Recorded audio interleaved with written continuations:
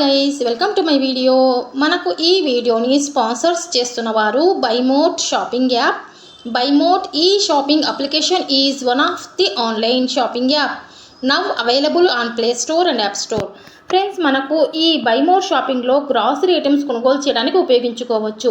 అంటే Amazon, Flipkart ఏ విధంగా మనం గ్రాసరీ ఐటమ్స్ కోసం కొనుగోలు చేస్తూ ఉన్నామో అదే విధంగానే ఈ బైమోట్లో కూడా మనం కొనుగోలు చేయవచ్చు.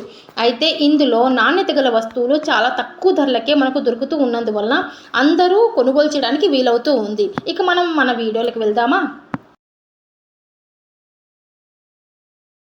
హాయ్ అందరికీ. ఇన్స్టెంట్గా బ్రేక్ఫాస్ట్ రెసిపీ చేయాలనుకుంటే ఈ విధంగా ప్రిపేర్ చేసుకోండి. అప్పుడప్పుడు మనం పప్పులు పోయడం మర్చిపోతూ ఉంటాం కదా, అలాంటి టైంలో ఇన్స్టెంట్గా ఏదైనా చేయాలనుకుంటే ఏం ఐడియాస్ రావండి. ఇలాంటి రెసిపీ కనుక చేసి పెట్టారంటే హెల్త్కి కూడా చాలా మంచిది, పిల్లలు కూడా బాగా సర్ప్రైజ్గా ఫీల్ అవుతారు. చూడ్డానికి కానీ తినడానికి కానీ సూపర్గా ఉంటుంది. ముందుగా ఒక బంగాళదుంపను తీసేసుకొని పైన పొట్టును తీసేసుకొని తురిమి పెట్టేసుకోండి. తురుముకున్న దాన్ని నీళ్ళలో వేసుకోండి.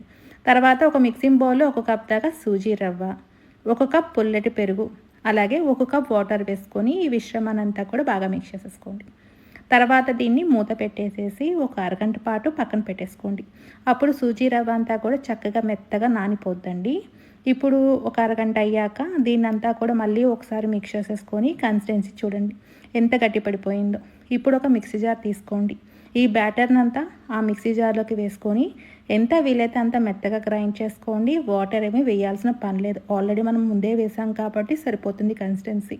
దీనంతా కూడా మిక్సింగ్ బౌల్లోకి వేసేసుకున్నాక తురిమి పెట్టుకున్న పొటాటోని, సన్నగా తరిగి పెట్టుకున్న 1 టమాటో, 2 నుంచి 3 ఉల్లిపాయలు సన్నగా తరిగి పెట్టుకొని దీంట్లోకి వేసుకోండి.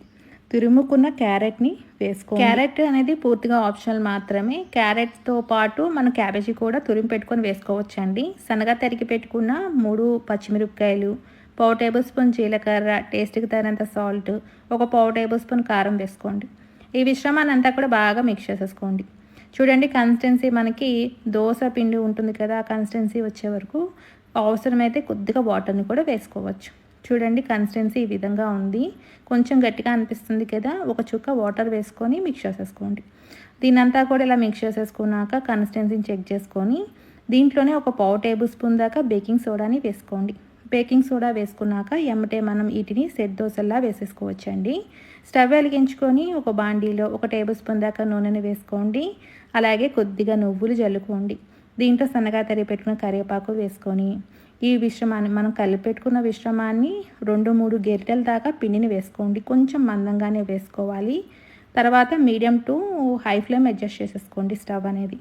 తర్వాత మూత పెట్టేసేసి ఒక 2 నుంచి 3 నిమిషాల పాటు వదిలేసేయండి. చక్కగా పిండి అంతా కూడా ఈ విధంగా ఫ్రై అయి ఉంటుందండి. పైన అనేది ఎక్కడ కూడా పిండి తగలదు. ఈ విధంగా అయ్యే వరకు వీటిని మనం ఉడికించేసేసుకొని తర్వాత ఇంకొక పక్కకి టర్న్ చేసేసుకోండి. తర్వాత అటు కూడా మంచి రంగు వచ్చేదాకా వీటిని వేయించేసేసుకొని అటు ఇటు తిప్పుకుంటూ మంచి రంగు వచ్చేసాక వీటిని మనం వేడివేడిగా సర్వ్ చేసుకుంటే చాలా చాలా బాగుంటుందండి. వీటిని మనం ఎటువంటి చట్నీతో అయినా చక్కగా సర్వ్ చేసుకోవచ్చండి. నేనైతే అల్లం పచ్చడి వేసుకొని సర్వ్ చేసుకున్నాను. ఈ కాంబినేషన్లో అల్లం పచ్చడి అయితే చాలా చాలా బాగుందండి. చూస్తుంటే నేను నోరూరిపోతుంది కదా, టేస్ట్ కూడా చాలా బాగుంది. మంచి హెల్దీ అయిన ఈ బ్రేక్ఫాస్ట్ రెసిపీని మీరు కూడా ఇంట్లో సింపుల్గా ట్రై చేయండి, చాలా బాగుంటుంది. ఈ వీడియో చూసి మీరు కూడా చేస్తున్నట్లయితే ఎలా వచ్చిందనేది నాకు కామెంట్ రూపాన్ని తెలియచేయండి.